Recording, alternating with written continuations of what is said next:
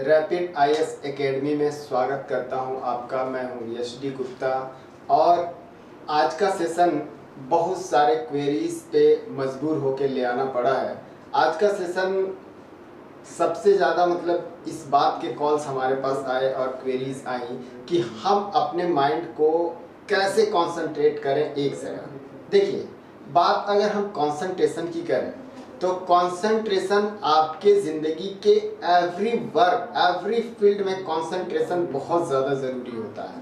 अगर आप ड्राइविंग कर रहे हैं तो भी कंसंट्रेशन की ज़रूरत है। अगर आप पैदल चल रहे हैं रोड पे, उस टाइम पे भी कंसंट्रेशन की ज़रूरत है।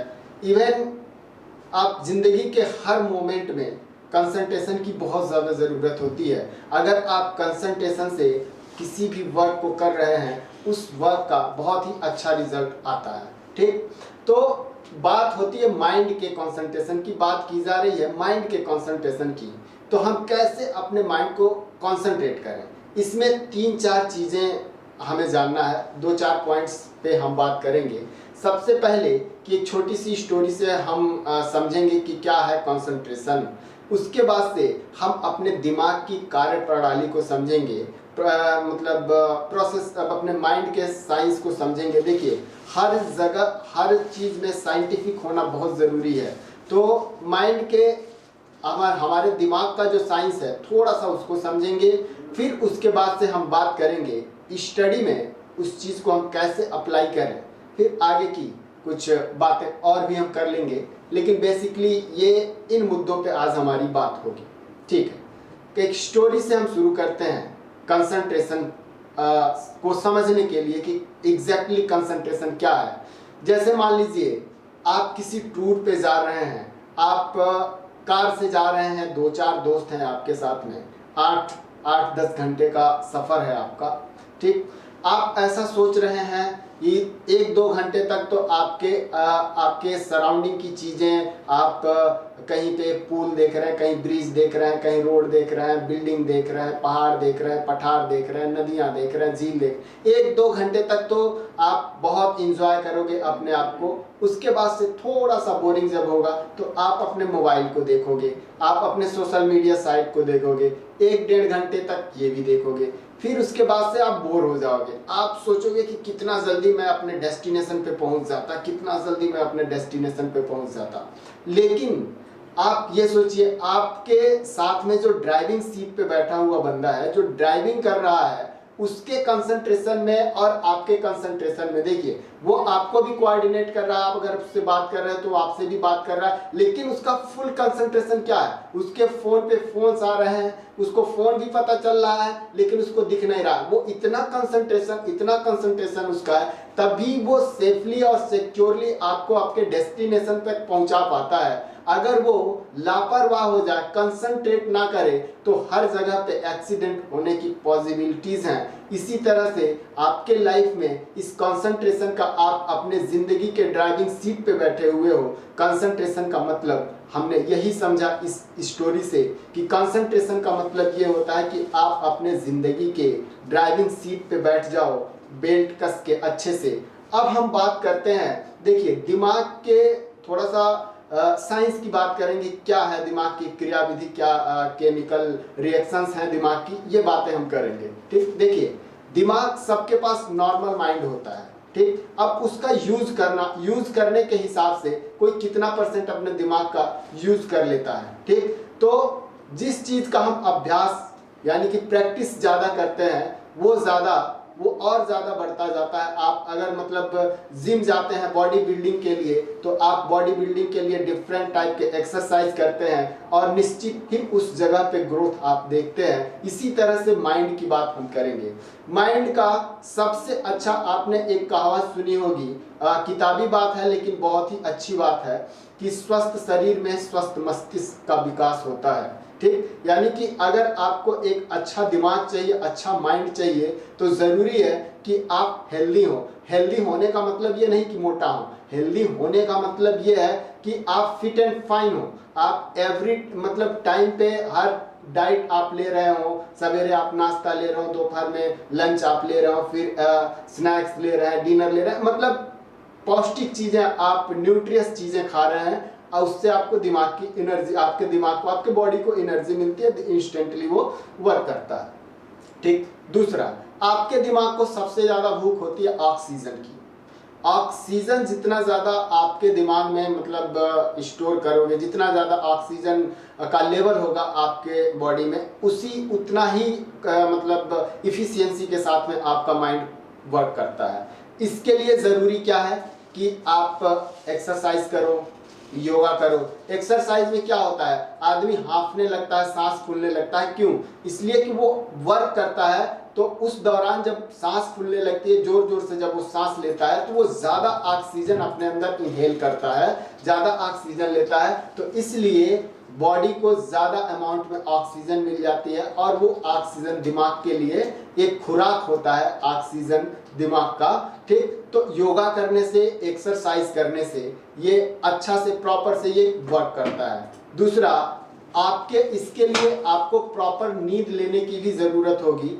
6 से 8 घंटे का प्रॉपर नींद आपको लेना पड़ेगा अगर आप इसको कंसंट्रेट रखना चाहते हैं आप अपने दिमाग को। ठीक। अब हम यूपीएससी की बात करते हैं। यूपीएससी के स्टूडेंट्स की ये क्वेरी आई है कि हम अपने दिमाग को स्टडी में कैसे कंसंट्रेट करें। ठीक। तो अब स्टडी में कंसंट्रेट करने के लिए देखिए, सबसे पहले कई सारी चीजें हैं। स्टडी में अपने दिमाग को कंसंट्रेट करने के लिए आप वही वाली सिचुएशन में आ जाओ, वही वाले स्टेज में आ जाओ कि जिस ड्राइविंग सीट पे वो ड्राइवर बैठा था। ठीक।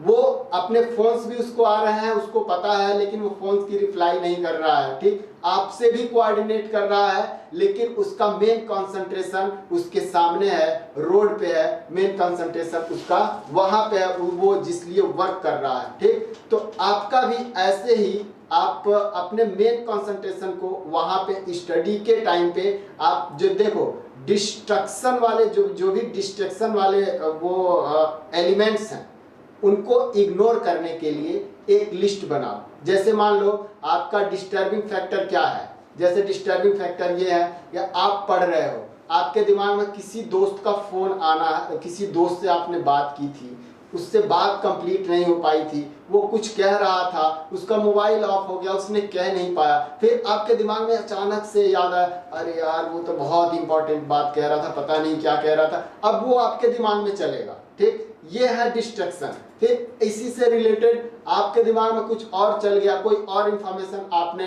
नेट पे देखी हो या सोशल मीडिया साइट पे देखी हो, उससे रिलेटेड आपके दिमाग में कुछ चल गया। ठीक। उनकी एक लिस्ट बनाओ, उन लिस्ट को जिस दौरान आप पढ़ रहे हो, जिस दौरान आपके दिमाग में आ रहा है, उनको एक पॉइंट आउट करो कि हाँ, इससे हमें तुमसे हमें बाद में निपटना है। 1 घंटे 1.5 घंटे का टाइमिंग दो कि इनसे हमें बाद में निपटना है। फिर से फुल कंसंट्रेशन। ठीक।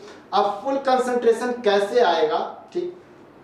आप पढ़ रहे हो, उसको क्वालिटेटिव बनाने के लिए आप अगर 40 मिनट पढ़ रहे हो तो 20 मिनट आपको जरूरत है कि आप जो भी एग्जाम्स या एकेडमिक में हो या कॉम्पिटिटिव एग्जाम्स में हो, एकेडमिक स्टूडेंट भी बहुत सारे अभी हमारे साथ जुड़े हुए हैं, तो अगर आप एकेडमिक में हो या कॉम्पिटिटिव एग्जाम में हो, तो आप उस एग्जाम के नेचर को समझने के लिए उस एग्जाम के प्रीवियस ईयर क्वेश्चन पेपर रखो अपने साथ में, उस एग्जाम का सिलेबस रखो अपने साथ में। ठीक। तो सिलेबस भी देखो। ठीक। आपने बस ये देखना है कि आप अपने जिंदगी के ड्राइविंग सीट पे बैठे हुए हो, तो जिंदगी के ड्राइविंग सीट पे बैठे हुए हो, तो अगर आप ध्यान नहीं दे वो चीजों पे, अगर आपका कंसंट्रेशन वहां पे नहीं रहेगा, तो एक्सीडेंट होना तय है। ठीक। तो बस आपको एक एक चीजों को, जो डर है, जो भी शंका समाधान है, उसके लिए आप सिलेबस से मैच करोगे, प्रीवियस ईयर क्वेश्चन से मैच करोगे, एग्जाम के नेचर को समझने की कोशिश करोगे। इस तरह से आपका कंसंट्रेशन अपने आप उस एरिया में बन जाएगा। अब दूसरी बात आती है कि कई सारे स्टूडेंट्स के साथ में कई सारे फैक्टर्स होते हैं। जैसे पहला फैक्टर्स ये हो गया, जैसे मान लो कोई कहता है कि मुझे इकोनॉमिक्स बिल्कुल आती ही नहीं है, मैं पढ़ना भी नहीं चाहता हूं, मैं पढ़ने की कोशिश करता हूं फिर भी नहीं पढ़ पाता हूं। मैं दावे के साथ कह सकता हूं हर किसी के लाइफ में कोई ना कोई एक सब्जेक्ट ऐसा होता होगा जो उसे एकदम से ही इरिटेट कर देता होगा, लेकिन जरूरत हमें उसकी भी है। हम प्रायोरिटी बेस करें, ऐसे चीजों को टैकल करने के लिए हम प्रायोरिटी डिसाइड करें। प्रायोरिटी क्या कि मतलब जो भी सिलेबस है और प्रीवियस ईयर क्वेश्चन के एनालिसिस से आप इतना प्रायोरिटी डिसाइड कर लें कि आखिर पूछता क्या है। ठीक, तो हमें जिस पोर्शन से ज्यादा पूछता है, छोड़ना हमें कुछ भी नहीं है, ठीक, लेकिन जिस पोर्शन से ज्यादा क्वेश्चन पूछता है और जिस पोर्शन से ज्यादा आउटपुट मिलने वाला होता है, उस पोर्शन पे हमें फर्स्ट प्रायोरिटी में, पहले प्रेफरेंस में उस सेगमेंट के साथ हमें टैकल करना चाहिए। सेकंड प्रेफरेंस में अगर आप आएंगे तो उससे थोड़ा सा और मतलब जो इम्पोर्टेंट, सब इम्पोर्टेंट के जो पोर्शन होंगे उनको हम टैकल करेंगे। जो सेगमेंट आपको हार्ड लग रहे हैं उनको सबसे लास्ट के लिए छोड़ दो, सबसे लास्ट के लिए छोड़ दो। और अगर आपको फिर से मतलब जब सारी चीजें आप अपने हिसाब से अरेंज कर लो, सारी चीजें कवर हो चुकी हो, उसके बाद से उसे ट्राई करो। अगर आपको फिर भी ये बोरियस लगता है कि पढ़ने का मन नहीं कर रहा है, तो आप ट्राई करो कि कोई ऐसा पीसफुल एरिया चुनो, कोई ऐसा पीसफुल प्लेस चुनो, चाहे वो आपका गार्डन क्यों ना हो, या आपका कोई दूसरा घर हो, या आप कहीं किसी दूसरे जगह पे चले जाओ, एकदम पीसफुल जगह पे, और वहाँ पे उस सब्जेक्ट के अलावा आपके पास और कोई भी स्टडी के सोर्सेस ना हो, वो आप वही एक सोर्सेस हो कि मजबूरी बन जाए कि अब इसे ही पढ़ना है, तो आप एक बार अगर उसके साथ टैकल कर लिए, फिर आपको मजा आने लगेगा और फिर आप उसको एंजॉय करोगे और बहुत अच्छे से आप उसको कवर कर लोगे। आप ये करके आप देखो, बहुत ही अच्छा लगेगा कि जो आपको सबसे हार्ड सब्जेक्ट लगे उसके लिए अगर आप टैकल नहीं कर पा रहे हैं, तो ये मतलब बहुत ही कारीगर आइडिया है। ठीक, दूसरा, अब बात आती है और क्वालिटेटिव बनाने के लिए क्विक रिवीजन के लिए नोट्स बनाना। क्विक रिवीजन के लिए नोट्स अब आप कैसे बनाओगे? अब देखिए, कुछ लोगों का नोट्स बनाने का मतलब गए नोट्स बनाने एनसीईआरटी का और फिर से दूसरी एनसीईआरटी तैयार कर दिए, पूरा का पूरा कॉपी करके रख दिए। ठीक, कुछ चीजें तो ऐसी होती हैं कि जो एक बार आप पढ़ लिए वो भूलेगा नहीं, वो याद रहेगा।